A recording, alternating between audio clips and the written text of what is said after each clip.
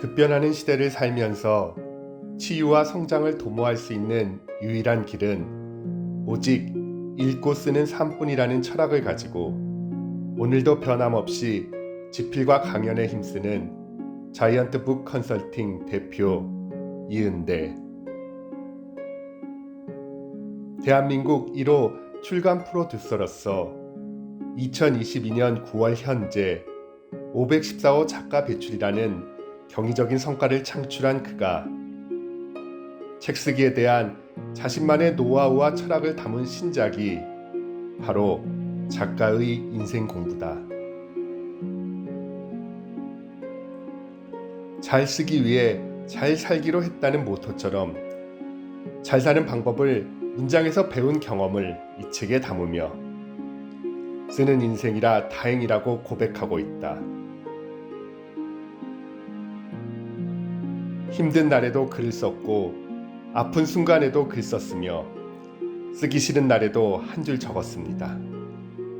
제법 썼다 싶은 날에는 인생도 좋았고 기쁘고 행복하다 싶은 날에는 글도 잘 써졌습니다. 쓰는 게 사는 거랑 똑같구나 싶어서 더 잘 살고 싶어졌습니다. 잘 사는 방법을 문장에서 배웠습니다. 기록으로 남깁니다. 쓰는 인생이라 다행입니다. 품사, 문장보호를 비롯한 다양한 책쓰기 요령들이 글쓰기 스킬을 넘어 인생에 대한 철학적인 사색으로 심화된다. 그 그윽한 문장의 향기를 직접 맡아보자. 주어 인생 생략하지 마라. 주어란 무엇인가요? 문장의 주인입니다. 문장을 이끌어가는 리더입니다. 나는 학교에 다녀왔습니다 라는 문장에서 주어는 나는입니다. 육하 원칙 중에서 누가라는 질문에 대한 답이 바로 주어인 것이죠. 중요성을 굳이 강조할 필요조차 없을 것 같습니다. 주인공 없는 영화나 소설을 상상할 수 없듯이 주어 없는 문장이나 글은 있을 수 없습니다.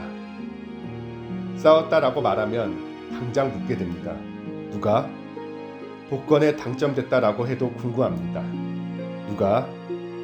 문장의 모든 요소는 주어에 종속됩니다. 주어는 이토록 중요하지만 기본 중의 기본이라는 이유로 소홀히 다루어지는 경우가 많습니다. 주어를 제대로 알지 못하고 쓰는 초보 작가가 많은 것도 이 때문이지요. 작가 머릿속으로는 당연히 그 사람이라고 생각한 탓에 소홀히 다루면 독자는 혼란에 빠지고 글은 힘을 잃습니다. 주어의 중요성을 강조하고 있지만 이 주어를 생략해도 되는 때가 있습니다. 1인칭 주어를 사용할 때입니다. 나는 또는 내가 등으로 쓰이죠. 나는 학교에 다녀왔다. 나는 밥을 먹었다. 나는 학원에 갔다. 누가 봐도 주어가 나는이란 사실을 확연히 알 수 있을 때 굳이 나는이라는 주어를 되풀이해서 쓸 필요는 없습니다. 말을 바꾸겠습니다. 생략해도 된다가 아니라 생략해야 합니다. 빼도 되는 단어는 빼는 것이 정답입니다. 그 외에도 주어가 누구인지 확실히 알 수 있을 때는 생략해도 무방합니다. 이어지는 문장에 계속해서 똑같은 주어를 되풀이할 필요 없습니다. 짧고 간결한 문장이 독자의 이해와 가독성을 높이지요. 1인칭 주어를 비롯해서 뻔히 알만한 상황의 주어를 과감히 생략하면 문장은 한결 깔끔해집니다. 학교에 다녀왔다. 밥 먹고 학원에 갔다. 사업 실패로 모든 것을 잃고 밑바닥 인생을 살았던 시절 다짐한 바가 있습니다. 2번 다시 고개 숙인 채 살지 않겠다고. 세상 앞에 무릎 꿇었던 순간의 참혹했던 심정이 지금도 생생합니다. 견딜 수 없는 치욕, 죄를 지었으니 어쩌겠습니까? 아랫입술을 얼마나 씹었던지 피가 날 지경이었습니다. 다른 건 어떻게든 참겠는데 고개 숙이는 것만은 도저히 용납할 수가 없었죠. 그래서 결심했습니다. 남은 인생에서 고개 숙이는 일 없도록 살겠다고. 삶으로 돌아왔을 때 고개 숙인 사람이 너무 많다는 사실에 놀라지 않을 수 없었습니다. 죄인도 아니고 노예도 아닌데 왜 저리도 고개 숙인 채 살아가는 것일까? 예전에도 이렇게 많은 사람이 고개 떨구고 살았나 기억나지 않았습니다. 이해할 수가 없었습니다. 아이를 키우는 엄마가 고개를 숙였습니다. 직장 다니는 사람들이 고개를 숙였습니다. 나이가 많다는 이유로 고개를 숙였고 장애인이란 이유로 고개를 숙였습니다. 문장에서 1인칭 주어는 생략해도 된다고, 생략해야 한다고 강조했습니다. 인생에서 1인칭 주어는 절대 생략하지 말아야 합니다. 필사적으로 지켜야죠. 1인칭 주어가 빠진 인생이 무슨 의미가 있겠습니까? 부모도 자식도 내가 건재한 후에야 의미를 갖는 존재입니다.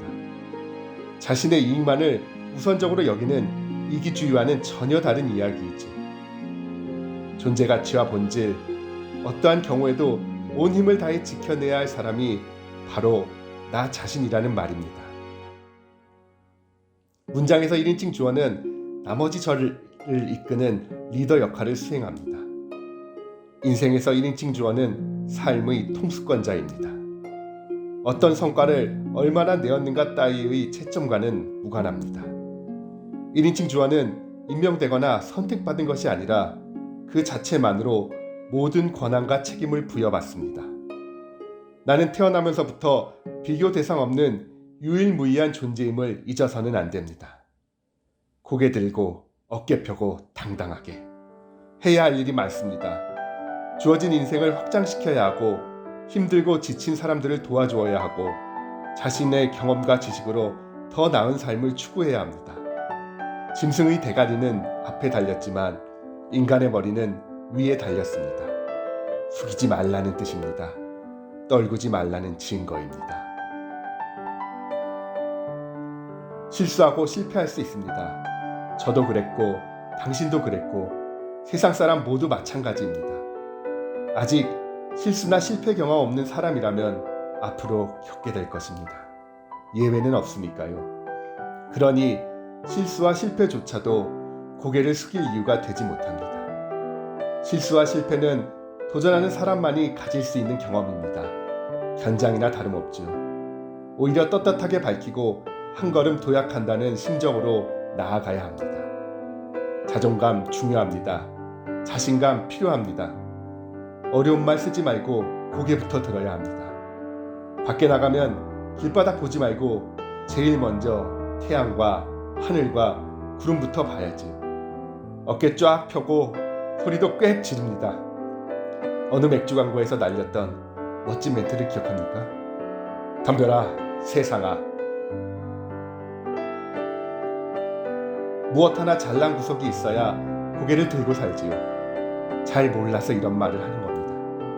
당신은 당신이기 때문에 이미 최고입니다. 약해 빠진 생각이 드는 것은 그럴 만한 이유가 있는 게 아니라 생각하는 습관 때문입니다. 성공 경험이 없거나 인정받은 적 없기 때문에 능력이나 자질이 부족하다는 생각으로 살아온 탓이죠.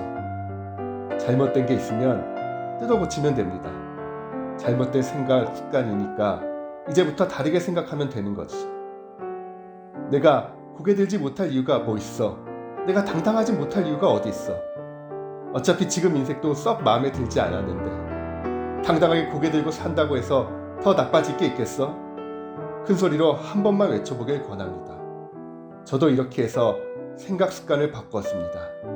고개 들고 어깨 펴고 산다고 해서 무조건 성공한다고 말할 수는 없지만 적어도 지금보다는 나아집니다. 자신을 대하는 태도가 세상을 대하는 태도를 바꾸고 태도가 바뀌면 인생도 달라집니다. 소중한 삶입니다. 인생에서 나라는 1인칭 주어를 생략하는 일 절대 없었으면 좋겠습니다.